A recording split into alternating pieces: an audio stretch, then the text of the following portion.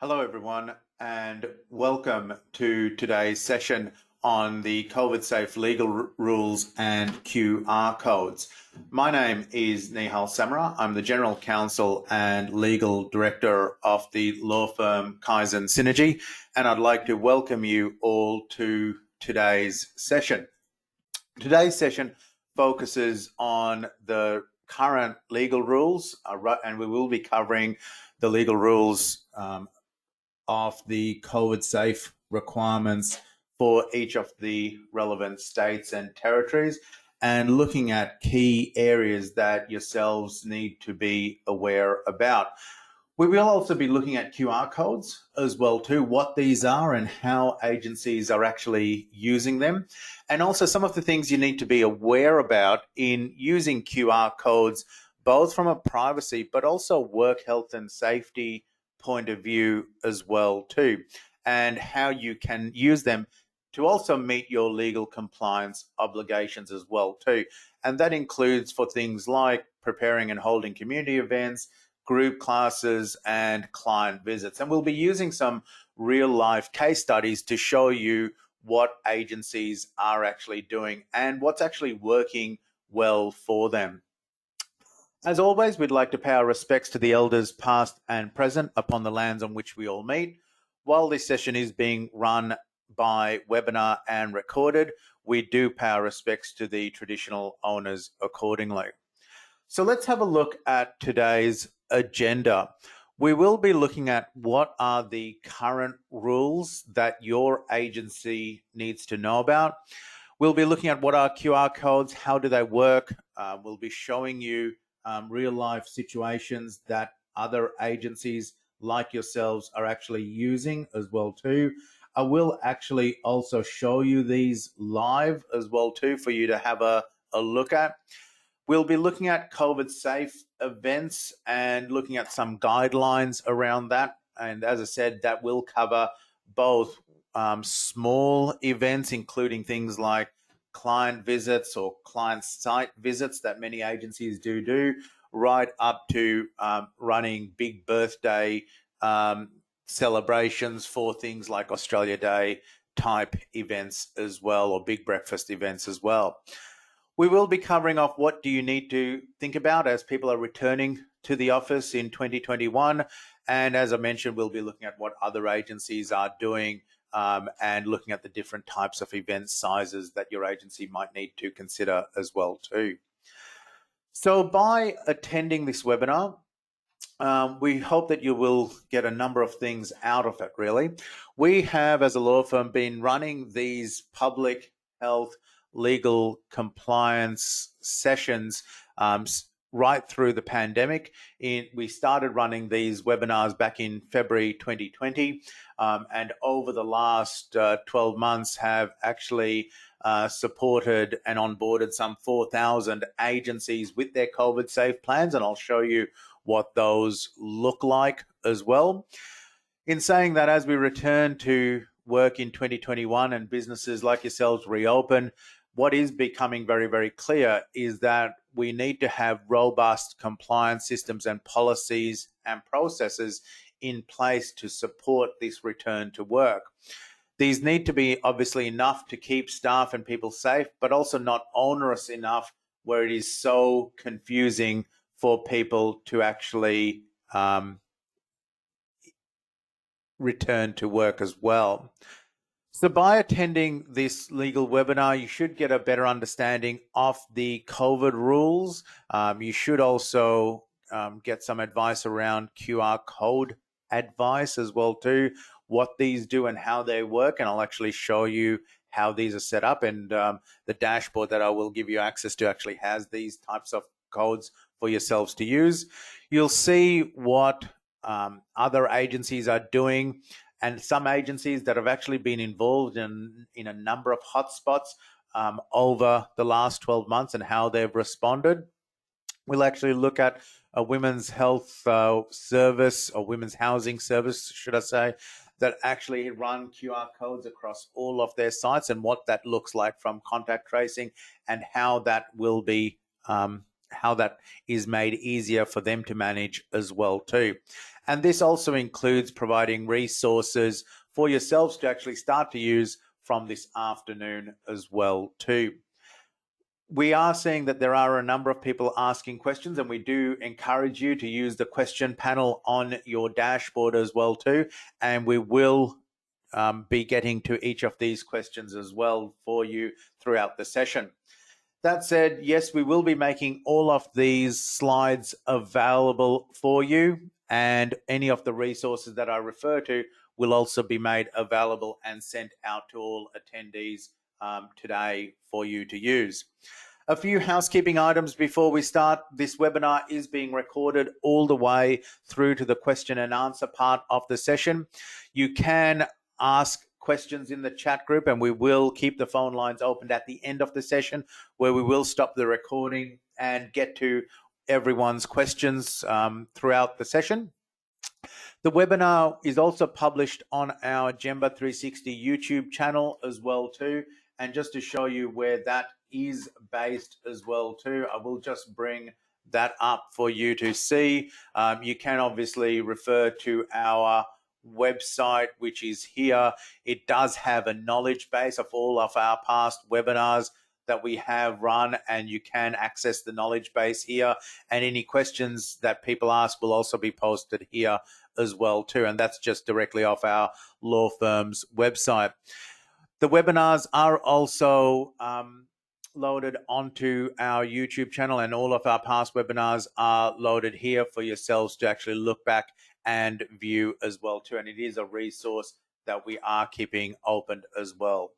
If you do have any questions, either throughout the session or after, if you are watching this recording after today's session, you can always contact us directly at our law firm's office, either on the numbers listed below.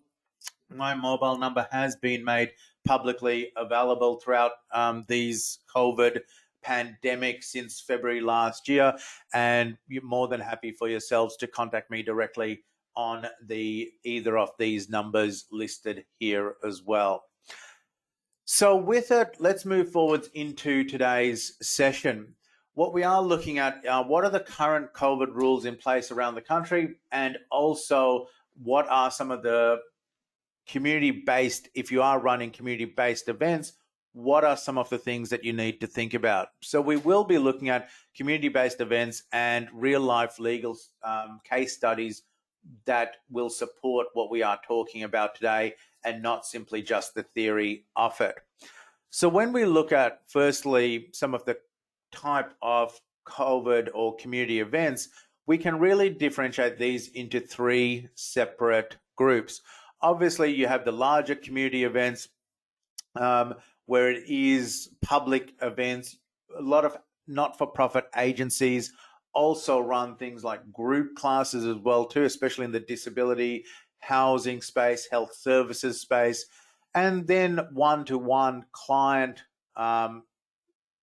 classes or client visits. And some of these visits may also include site visits as well too. And I've just underlined that for highlighting purposes to draw your attention to it, because we will come back when we're talking of QR codes to actually assist with the registration process for these type of events. Essentially, if hosting a COVIDSafe event, really event organizers should monitor the list of approved COVIDSafe industry plans as well, and as part of that, determine whether their event or specific parts of the event is covered by one or more specific industry plans. Now, the industry plans, when you look at it, and if you Google industry plans, it can be quite confusing. And I'll unpack this for you of what we've done to put some of these industry plans into a COVIDSafe plan. And I know I'm throwing around a lot of legal jargon a bit in terms of plans of how this works and where these sit. But essentially, what we've seen over the last 12 months is a number of industry plans being developed, and also agencies like yourselves being required to have their own COVIDSafe plans. And I'll show you what these look like and how these have changed over the last 12 months, and where you should be heading from a legal compliance point of view to meet your own agency's requirements. Now, we have some questions which I will also just raise around this, and I thank Jennifer for this, just asking, we are a PNC and have volunteers working in our canteen. Volunteers sign in at school front office. So do we need to be registered separately, and do we require a QR code sign in? That's a really great question around that, Jennifer, which we will come back to around it, and I'll show you why we would actually suggest that you do have QR codes, not just at the front office, but also at your specific location as well. But we will come to that as well. A couple of case examples that we will just refer to throughout the session. There are a number of them that we have used over the past number of months. Firstly, we acknowledge Rumballara Aboriginal Cooperative and Laurie Seville, who's the Chief Operating Officer out there, and also Women's Housing Limited, who provide housing support services in Victoria. And we acknowledge Judy Line, the Chief Executive Officer, but also Lena Tompkinson, the Executive Assistant and Compliance Officer at Women's Housing, who has worked with Lindy Parker, the Deputy CEO, around this in setting up their QR codes for their different sites, and also have a very comprehensive contact tracing system set up that I will actually show you how that works, and covers literally all of their sites and also volunteers, and will answer Jennifer's questions around QR code sign-ins. On the other hand, Rumballara Aboriginal Cooperative is an Aboriginal service based in Shepparton. What's particularly important for them is that they employ some 200 to 300 odd staff across a broad range of health, wellbeing, and justice and community services program. They have had a number of hotspot alarms over the last 12 months that they've had to respond to. They've actually used what we call a daily COVID assessment form, where all of their staff complete a daily assessment as part of their process. And they've got literally some 15,000 points of contact, possibly more now, over the last 12 months that they've collected by staff simply doing a screening process each day. And it is something that they've been on top of since the start, and with it, two very different agencies, but what they have achieved is very, very substantial in the public health and legal compliance space to respond to a pandemic. Equally, what we have seen is some of these learnings that Rumballara and also Women's Housing have put up is now being used by agencies across different groups, like the religious groups, museums and exhibitions, agencies that are running big breakfasts for the cricket, volunteer groups, agencies that are running fairs and festivals, and also agencies like Refugee Connect. And we acknowledge Ken Myers up in Queensland as well. This is a very different agency again, where it is all volunteer based. They provide refugee connection services, and it's a smaller agency where it's Ken and maybe a couple of other people that provide a diverse range of services. So what I'll actually talk to you about today is with the COVIDSafe legal compliance obligations. It actually spans what we're talking about across a range of services, and how different agencies have actually responded to meeting their legal compliance obligations as they have changed over the past 12 months. When we talk of community events and registers, some of the areas that we have focused on in the past, and we will come back to these, is to have attendance registers. And some agencies continue to use these, I'm going to say rather than or in addition to QR codes. And quite simply, what this gives you, and you would have seen this in some cafes even as well too, around the country, where essentially each day a attendance register is kept. It has the date, first name, contact number, check-in and check-out time, what they're doing and time that they visited or something to this effect, which does serve the purpose. We do also suggest that if you are continuing to use these, that you also do use things like hand sanitizer in between it and clean the pens also between it to avoid any transmissions. But in saying that, what we are moving to, and a lot of agencies have done, is actually look at what we call the Gemba 360 COVIDSafe compliance system, which actually can link your QR code directly to your own agency dashboard. And I can see that Sue has just asked a question of do you have templates of this? Yes, Sue, all the materials that we are showing you today will be made available to you this afternoon as well too. And if you are watching this session at a later stage via our recording, then by all means you can contact us and we will send these out to you. But all of the materials that I am showing you will actually be made available, including the dashboard and PowerPoint slides as well too. There are also questions around if, and I'll just reference Kerry's question, in New South Wales, we are required to use New South Wales government QR codes as well too. And again, I will just cover those off as well too for yourselves and show you how these work as part of this process as well. So with it, the QR codes essentially can be used at different sites, and it allows for contact tracing into your agency's space, and it essentially covers off not just volunteers but staff entering different sites or the likes, and we've also got agencies equally that have used these for events as well. So essentially agencies are reusing the QR codes to scan in. It allows, without people sharing pens or the likes, to effectively use their mobile device to do this.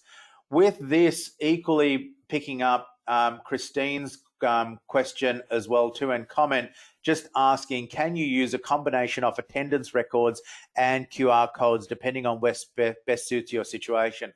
And the answer is yes, Christine. From a legal point of view, I know that it's either state departments across the country, and we will come to this as part of the rules, are asking agencies to use QR codes and pushing them to do so. The reality is equally that what we find is that some demographic groups that different charities and not-for-profit agencies support may not have mobile phone devices at all, or have a device that allows them to scan a QR code, and I'll show you how that works. And some people quite openly are elderly or fit into different demographics that they don't know how to use technology to be able to scan a QR code. So absolutely, in that case, what we are suggesting is that you can use the attendance registers, and a lot of agencies, we certainly know that agencies like Rumballara have also kept an attendance register at some of their sites in order to allow both the combination of attendance records to allow that to occur as well too. So with it, Sue has just asked, do you have a suggestion for safe and secure storage of paper information, and how long does it have to be kept for? With that, Sue, we will come back to that question as well too in terms of storage. I know that states have suggested around a 30-day period. We have actually suggested a lot longer, purely from a work health and safety point of view as well too for staff, but we will come back to that shortly as well. So just by way of introduction as well, we have many new agencies and companies joining us today. Our law firm over the last 12 months, and this is just a couple of slides just to put things into context, has supported over 4,000 companies and agencies in the past year in terms of their COVIDSafe plans, and a lot of them are continuing to use the existing resources that have been set up since February. Just as a brief introduction, I actually set up this law firm back in 2008 And since then, we've received NAIDOC awards from a number of Aboriginal agencies. We have received awards from international emergency disaster conferences and also peer-reviewed IT journals in terms of the work that has been done, along with university public-private partnerships as well. I will add that in 2012, we received the NAIDOC Award recipient for outstanding service above and beyond the call of duty from an Aboriginal agency as well, too, and something that we are very proud of. As part of the service, one of the things we are opening is our Gemba 360 compliance dashboard to agencies. This allows you to run your COVIDSafe plans as well too, and other resources that are also available around it. It is fully mobile, and you will get access to that to view this and to actually run your agency's information around that today as well too. So look, that's just a brief introduction of who we are and what we do. I will move on to the legal compliance obligations and cover the new rules and things that your agencies really do need to be aware about. And I'll walk you through some of the work health and safety obligations that you need to look at. With it, I just also, and I'm more than happy to field questions as we go through. With it, I do acknowledge that questions from Jody in asking, I manage a high school uniform shop that is open to students and parents. Do I need them to get, them all to register upon entry? In short, we do recommend that people do that, Jody. And to answer equally the previous question around that from Kerry as well too, in regards to a school cafeteria. The reason that we do that is to essentially allow you to have contact tracing in place. People could bypass either reception and go to your shop directly around it, or they go to reception and end up at maintenance. So what you're actually looking to do is to make this as simple and as easy as possible for people. And essentially using a register allows you to, in fact, have your own contact tracing in place should something happen as well. And we will be revisiting this shortly around it, and I'll show you how this can be set up. Equally, and I'll pick up Michael's comment just on saying that he missed the details of how you can install a QR code. I'll actually show you that, Michael, in when we get to the case studies of what agencies have done. So essentially, when we look at the COVIDSafe plans and industry type plans, a lot of them are set up in this way. And a lot of agencies, as people are returning back to the workplace, are looking to jump directly into this and trying to meet these requirements looking at industry plans, but it can actually be quite confusing. Equally, once that's been done, then essentially you can use a statement of compliance to show this. But we are seeing a lot of agencies getting confused around, well, how do we do this and what do these actually look like? Now, let me just go back a few steps. And for those of you that have joined us, and we have a large number of agencies, some over 1,000 agencies joining us today, with it, a number of yourselves have joined us back in and been part of these webinars that we have been running since February last year. But for those of you that are new, I am just going to recap some of these steps and then move through to the current legal compliance obligations. But I will move through these fairly quickly, but it is important just to have the grounding of what your legal compliance obligations are. So essentially, one of the documents that we will continue to refer to is around the three-step framework for a COVIDSafe Australia that Prime Minister Scott Morrison held up last year. In each of these steps that we see, what is required, and I've just highlighted them here, is that workplaces develop a COVIDSafe plan. Now, as we have seen the ramping up of restrictions and the ramping down and the traffic light systems and different states calling different steps, phases or instead of steps, and some stages, some states calling it stages and steps and phases. Irrespective of that, we're using the Commonwealth framework, and then we'll implement how it works for each states as well. So essentially, there is a requirement, a legal compliance requirement for your agency to have a COVID-safe plan in place. And that includes how people actually and when they return to work. Now, what does that actually look like, and how do we actually plan for this? Well, essentially, a lot of agencies will jump directly to trying to set up a COVID-safe plan or industry plan. What our law firm has done for agencies, and this is resources that are being made available to you, but just to walk you through how this has been set up. What we have looked at firstly is the biosecurity legislation and the omnibus legislation across the Commonwealth requirements. As part of that, there are key directives that have come out from the Commonwealth going back last year around what obligations employers like yourselves must do. And this will then flow into what we talk about with the QR codes. From there, if we look down this list on the left-hand side, essentially what you then have is checklists. And these checklists have been issued from regulatory agencies like Safe Work. And they include things like, what can I do to keep my workers safe, and cleaning registers as well too, and distancing registers in the workplace.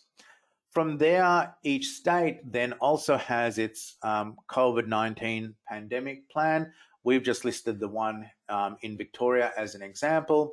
But if your agency sits in Queensland or New South Wales or the likes, then essentially these plans are replaced by your own state or territory COVID-safe plan as well.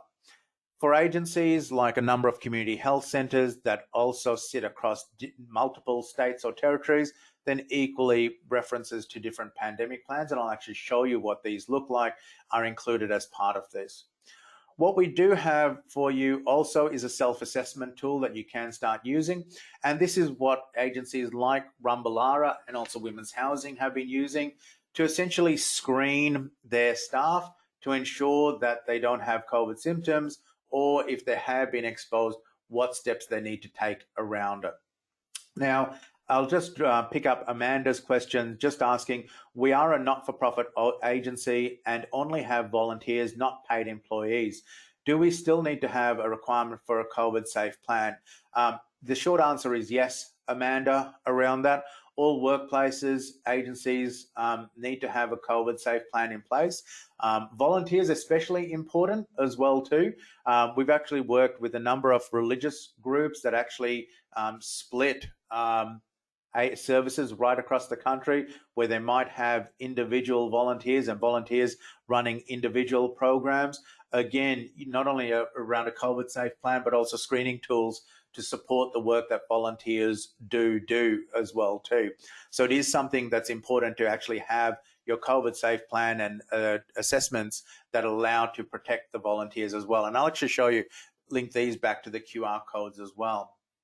Once this comes back, the assessment tools feeds into your COVID-safe plans that you essentially have. Now, if I was to jump in, then essentially that's where your industry plan will come into it as well. So you'll find that on your Gemba dashboard, you can leapfrog into running your compliance side. You've got your self-assessment tools, and you've got your areas for your COVID-safe plans to be able to run these starting essentially today and start using these materials as well too. And we will come back to that as well.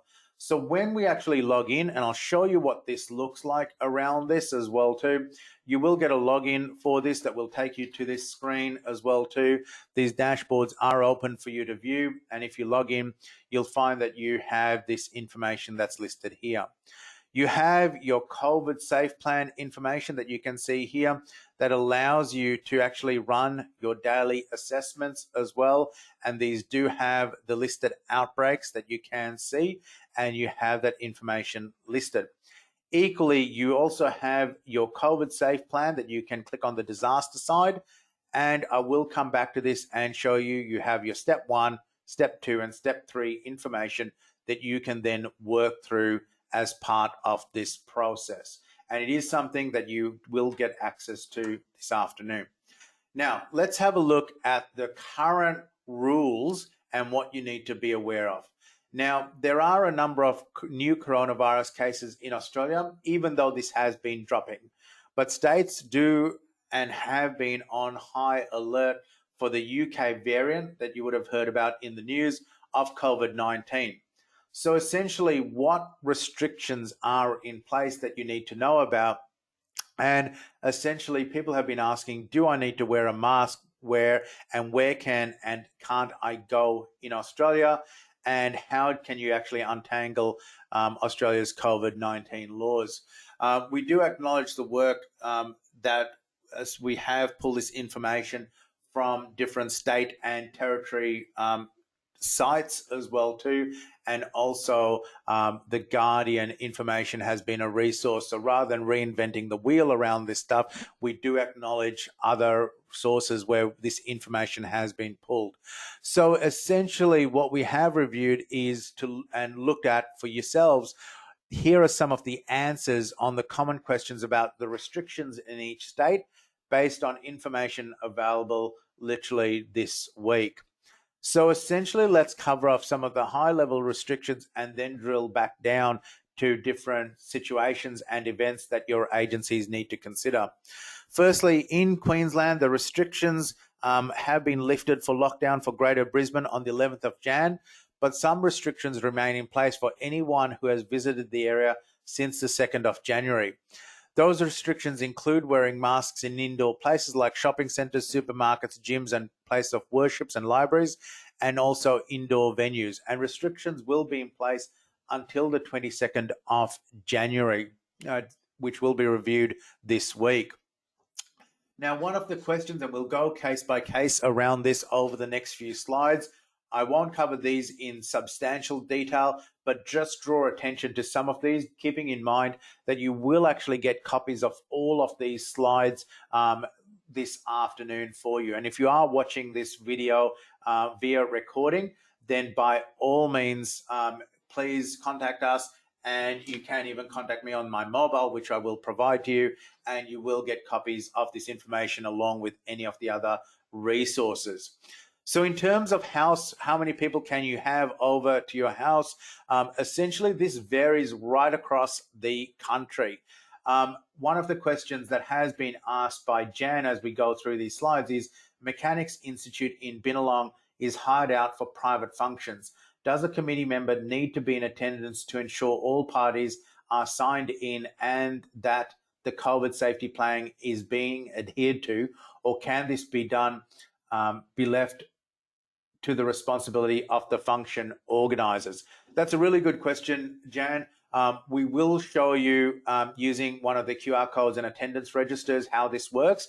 What I would suggest, just to answer that question, is essentially that you do have an agreement with, if you are hiring out your specific function rooms in advance, where people acknowledge that they have it and that they will be responsible for, actually the event organisers will be responsible for having people sign in either via the attendance register or QR code, and that essentially gets reported back to yourself around that. And I'll show you how that can actually be reviewed, Jan, in terms of your question, and we'll actually use it as an example moving forwards. Sue has just asked, in relation to this, does a home become an indoor venue if used for official agency event? That's a really good question, Sue, and that picks up the previous question about volunteer programs as well too, where we know that a number of volunteers will actually use their house to actually run services, events. And we've got agencies like religious agencies where that occurs. So essentially what we have suggested that people do is actually look at, when people visit their house, then it does become an indoor venue, but it is limited based on what you're seeing here as well too. And registered events that occur in your home would follow these restrictions. And that's what we have recommended to agencies around the country. Equally, the other question that people have asked is, when do I need to wear a mask? And essentially, states and territories have agreed that anyone catching domestic or international flights must wear a mask on a plane in and out of the airport. And some states have additional mask wearing requirements to control outbreaks. And we can see those here. With that, in Victoria, mask wearing has just been relaxed as of yesterday around some of the rules. But essentially, what we are seeing is that mask wearing, especially in New South Wales and in Queensland, has required that agencies actually link to each of these areas. In relation to travel, Liesel's just asking, do we have quick links to each state's current rules for checking in the future, or do we run national events? Essentially, Liesel, we have been running webinars each week in order to keep people updated. And also you'll find that on our knowledge base, we will send out updates to agencies, contacts, to ensure that you are kept up to date as well too. In terms of gathering outside, some of the changes that we have seen is where people feel that they can't actually meet indoors, they're actually meeting community and they're running their community events essentially outside. And that is certainly permitted in order to meet your working requirements. For example, in Tasmania, up to 250 people are allowed in an undivided indoor space and up to 1,000 in an outdoor space, as long as there is 2 square meters per person. One of the difficulties that we see around some of these areas and management is, how do you actually manage the gathering of people?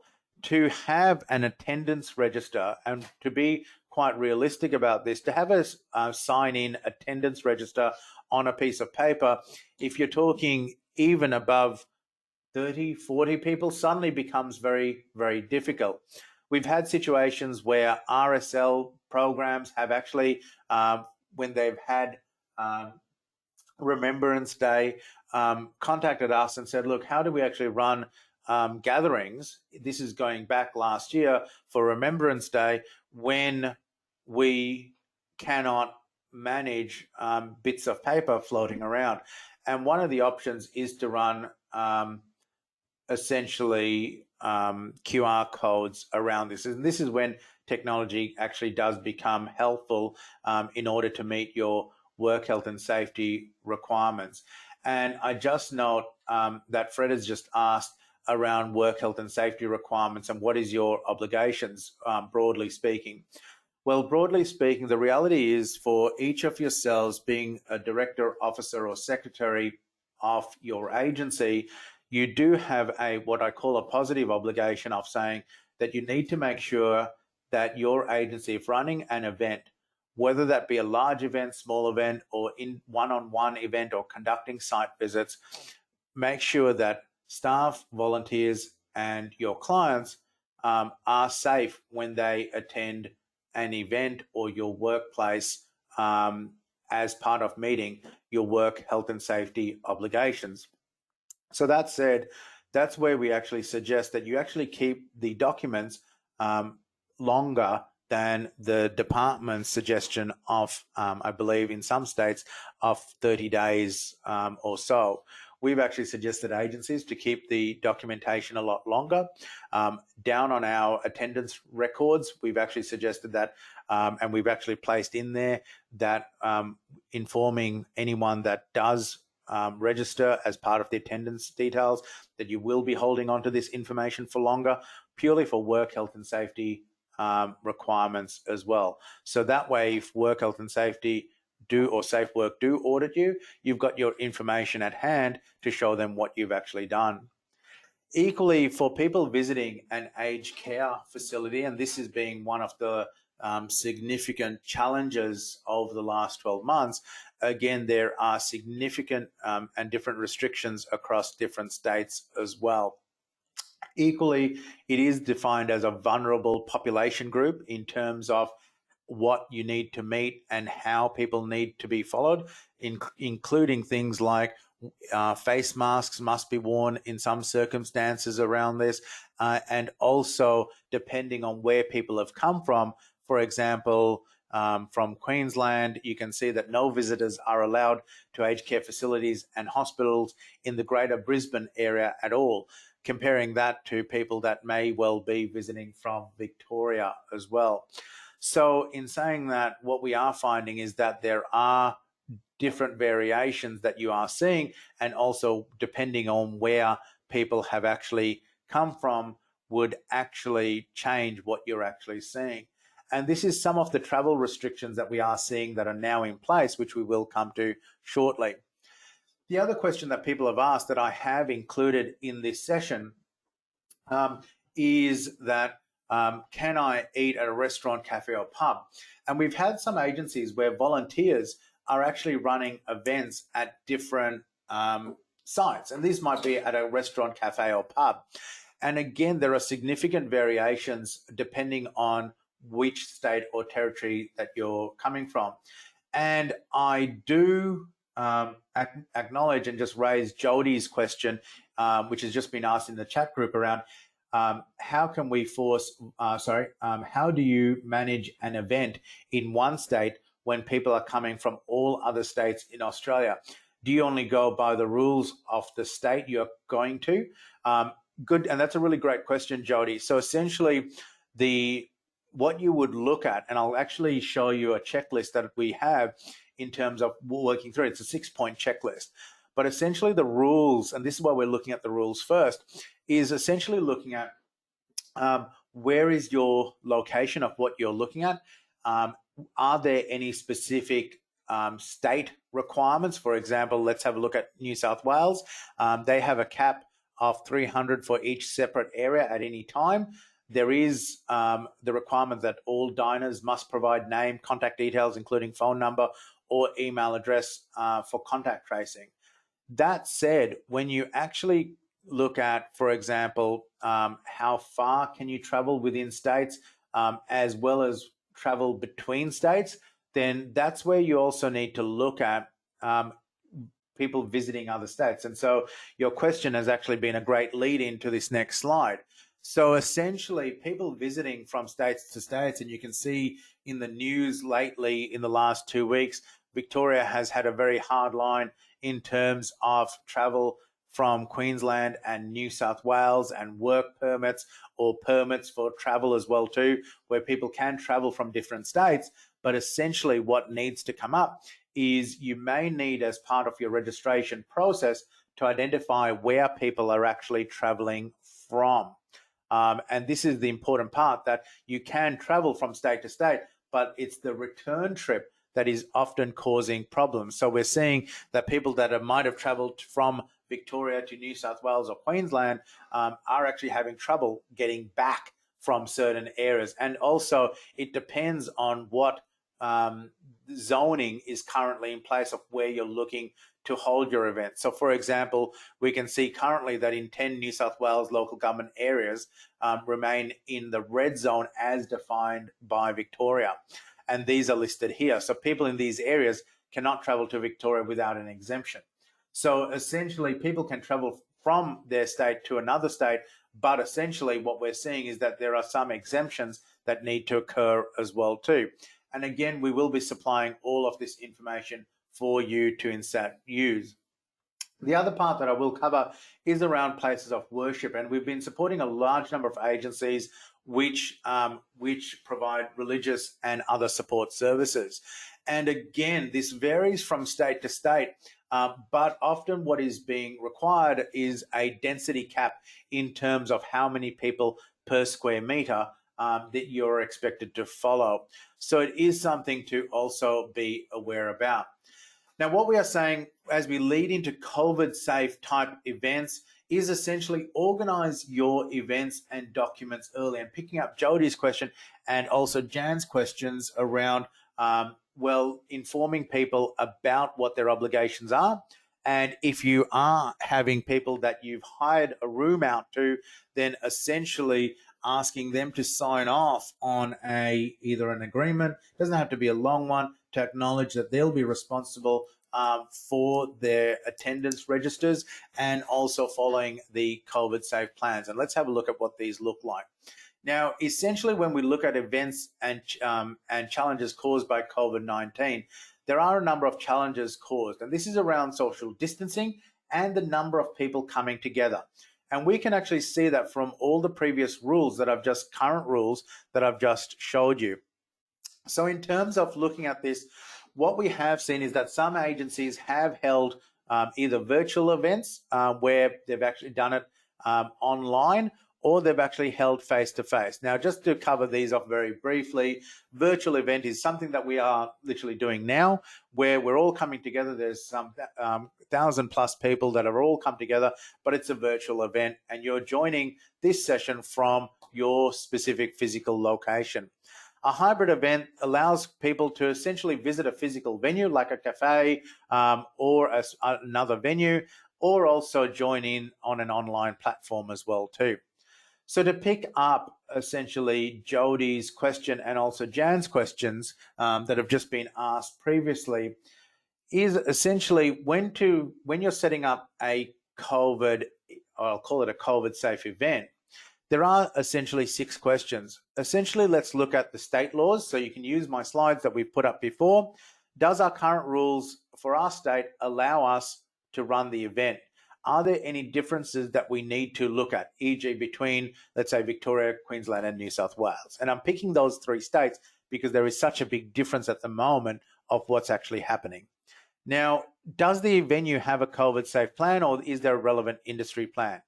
And essentially what we mean by that is there something that you can ask for from another agency, or do you have to come up with your own event?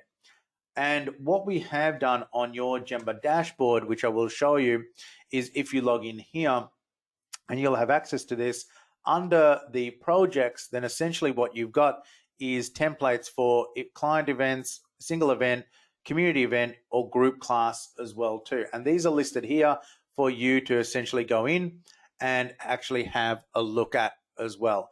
And you can actually work through those as well too as part of your workbook that we'll send you.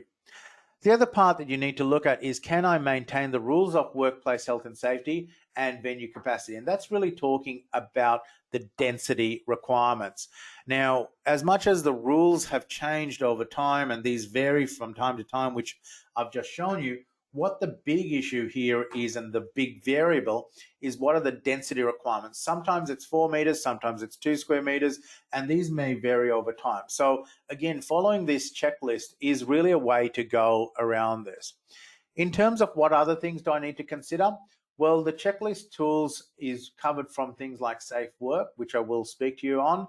And again, you've got access to things like the cleaning requirements and the changes. And importantly, what you need to look at is, well, what are the register of attendees and COVID-safe checks that I need to have? And what I mean by the register of attendees is actually quite simple. What we suggest, and has really worked well for agencies, and I cannot stress this enough, is that they have used what we call the COVID daily assessment checklist. And this is just a demonstration one that we have. Whether you're a volunteer or running staff, essentially people have been asked to complete this checklist form. It covers off, if you remember, I showed you the Commonwealth's specific guidelines on what can I do to keep my employees safe. And what this gives me is the checklist of, well, what do I actually need to ask people in terms of their specific symptoms that they might have, and what information do I need to actually show people. Now, where this actually comes from to show you this information is that it comes from this Australian Government Department of Health guidelines. So we've actually pulled a lot of the guidelines together for you and given this so that you can essentially run this checklist tool. And this is actually being used by a large number of agencies, one of these being Rumballara Aboriginal Cooperative, that I said to you has their staff of 200 to 300 literally have done this on a day-to-day basis as they've shown up to work or they've come in, and essentially they've now got information dating back right to the start of the pandemic and literally 16,000 points of reference that if they ever needed to identify. And this actually became incredibly valuable when they needed to actually go back and they were involved in a hotspot area. So the same thing and the rules can be applied for yourselves. It gives you something really simple to essentially use. Now, what to think about in terms of the physical distancing requirements, and this is something that often people will turn around and say, well, where do we actually pull this information from and how do we find out about our workplace? Again, what you'll find that you'll have access to is under the specific disaster module and the pandemic module. When you go in, you'll have access to all the different checklists and rules. And so Safe Work have come up with the workplace checklist, for example, and this is the list of information here. And by clicking on this, essentially this gives you the Safe Work tools. Now, our law firm runs updates. So as these things change around physical distancing, you can essentially get updates around each of these items. And you can see this here as well too. So it gives you the regulatory requirements in a one-spot space where you can actually access this information from. And the same thing goes for around your health and facilities checklist, as well as the cleaning checklist. And again, if I go into this space here, you can see that you'll get access to the cleaning space. Again, it's information that Safe Work has put up, and anytime that this gets updated, you'll get updated this information as well too. And it gives you that ability to do that. Now let's talk about the registers of this and how you can actually run this. Now, importantly, while we're going through this, Jody has just asked a really good question around this. And the question that Jody has said is, can I refuse entry to someone who won't sign in? We've taken a hard line approach to this from a legal point of view, or a narrow approach, you might say.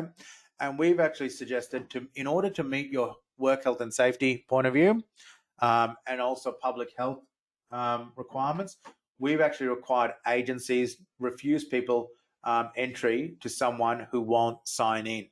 Because essentially what's important about, and the challenge that we've had with COVID-19 is that it literally takes one person to affect thousands. And we've seen that.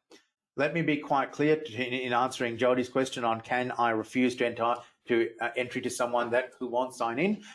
When there was the outbreak, there were two outbreaks up in Shepparton, and when I said two, there was the issue with the border as well too on New South Wales and Victoria in the Shepparton area. It took one person to travel by truck from Chadstone Shopping Centre in Victoria's southeast all the way up a couple of 100 kilometres and essentially come through. But essentially what we find is that it took one person to be able to affect thousands and almost shut down an entire suburb for that to occur. Caitlin has just asked another question around saying, sorry for the random question, should we not allow someone entry if they are from a hotspot area? Essentially, the hotspot areas you'll often find, to answer that question, is if it's not from a hotspot area, then again, there are rules that we generally see around that. If you know that someone's from potentially a hotspot area, then essentially what you're looking to do is screen them using these questions. So have they been in close contact with a confirmed case? Yes or no. Have they visited any of the outbreak locations? Yes or no. Now, in this case, currently, a lot of states are actually asking, and agencies are saying, have you visited any outbreak locations? And there are often, Caitlin, questions, restrictions placed on those people who are from hotspot areas. And that is something that we have been found from agencies on. So in that case, there may well be a advice to not allow someone from a hotspot area, essentially because based on the current screening questions that are in place as well. Now, just jumping back to this, and I wanted to jump into the attendance registers of how this works. So essentially, let's take a look at the resources and real life case studies. I've shown you the working from homes and the COVIDSafe plans. Now, essentially, what I'm about to show you is exactly what Ken Myers is using as well too, and has used in the past at Refugee Connect. Essentially, what we are looking to do is run an event space and also use QR codes to show you how this essentially works.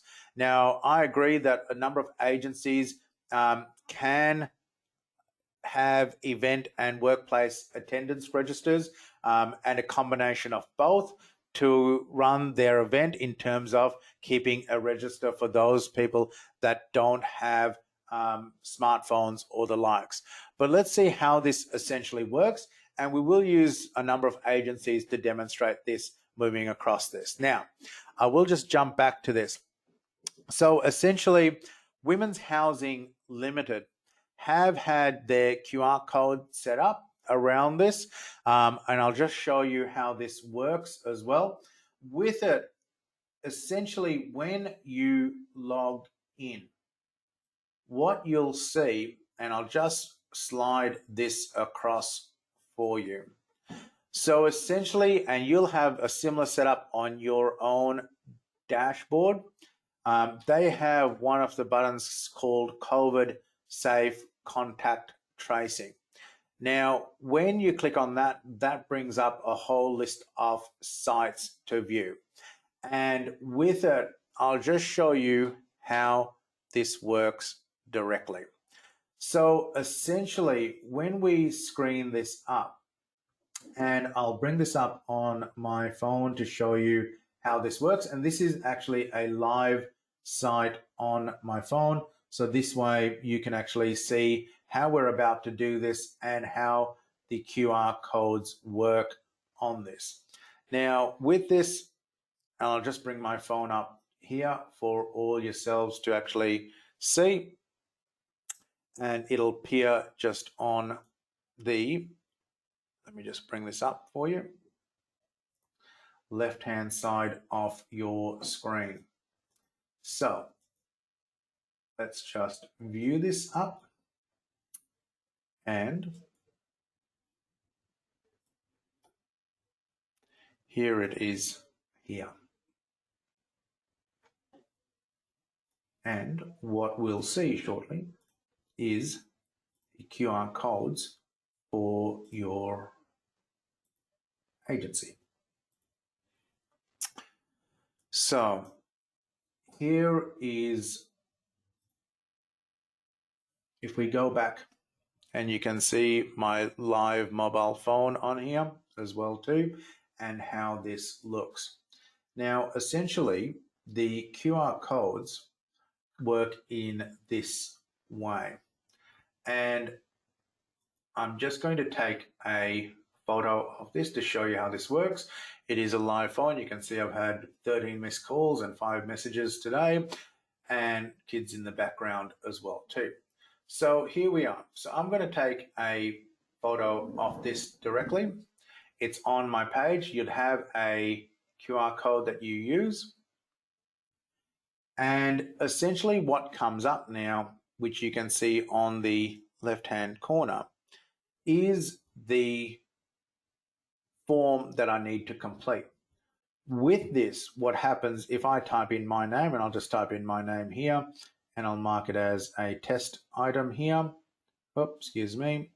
It has a series of questions that we have, and your agency has access to this as well too. Now, in this case, I'm going to put in my mobile phone number as well. And equally, what we have done, which you can see on your computer, is also bundle all of the questions together. Now, in this case, what I have bundled together is all of the symptoms that we're screening. And in this case, I'm going to say no. Now, this can be done for an event. It could be done for women's housing. I've used it for a client site. In this case, I'm saying visiting, reason for visiting property. I'm just going to say for a, and I'll put in test here so we know what it is, but it's a community event, for example. Just put in here because it's sitting here, and I'll just put in test because that's what it is. Now with it, what we then have from here is the ability to submit that. It comes up and you'll see that Lindy Parker, the operations manager, automatically comes up with the information that we want to see here. So the QR code itself is as simple as that. You can see it's on a form sign that Women's Housing has put up. Equally, we've suggested that agencies use this for their events as well. But the great part about this is this. Now, once I complete this, what happens is that it goes into my event tracker contact tracing part of the module.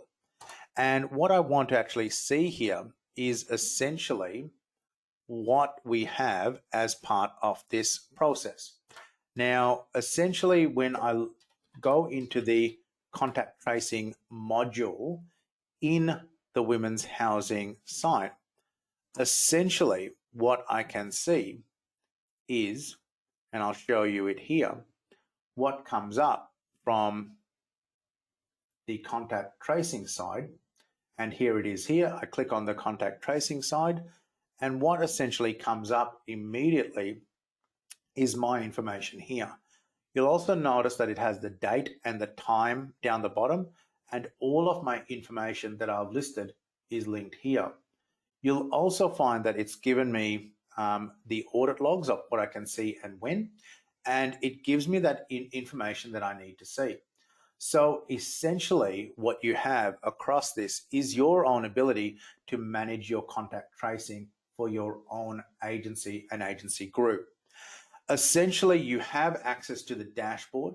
What you've also got is access to policies. We've turned around to agencies and said, what's important here is that you have the ability to view your data sets.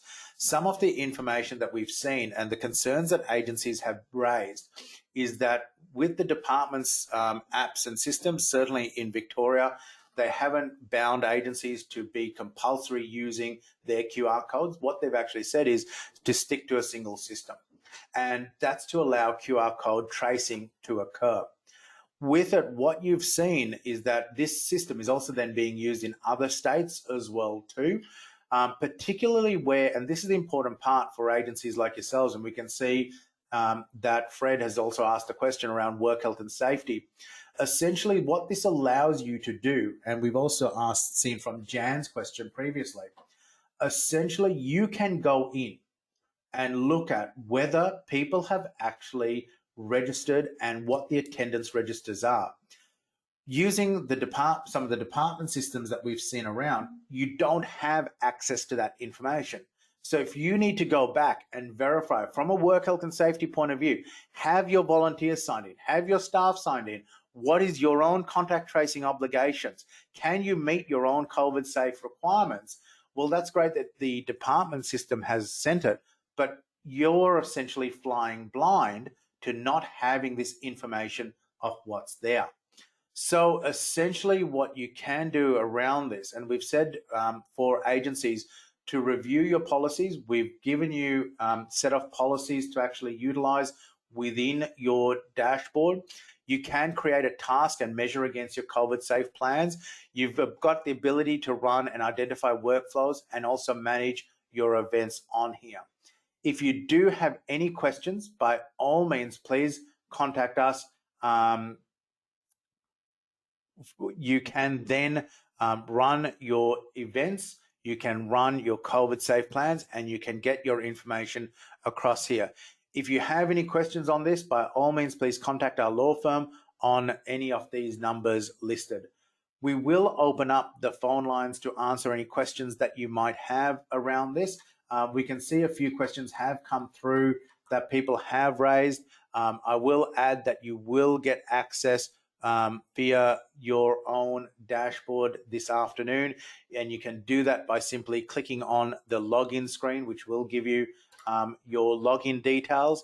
Once you log in, it will take you to, and you can see your COVID daily assessment forms. You will also have access to policy documents as well too. and you will also get access to things like QR codes and other information should your agency need it for its events and sites as well. And you can also have access to your COVIDSafe plans as well. With it, we will open up the phone lines, and more than happy to stay on the line and answer any questions that people might have. So Sue has certainly asked, can we help setting up the QR codes for agencies? Absolutely, Sue. It's something that has been done. You will essentially get, and just to even walk you through the other side of it, essentially you can get the forms like this that you can see down the bottom and allow you to get access into those as well too. We are giving agencies access to single seats on Gemba, which allow you to get up and running very quickly. If you need to involve other staff and obviously multiple QR codes, then that does come at a service cost as well too, and we will include that as part of our emails that we will be sending out to you this afternoon around that. Before opening up the phone lines and us answering any questions, we will just say thank you for joining us. If you have any questions and you are watching this via webinar, please contact us on 1300 360 360 or email us at support@gemba360.com.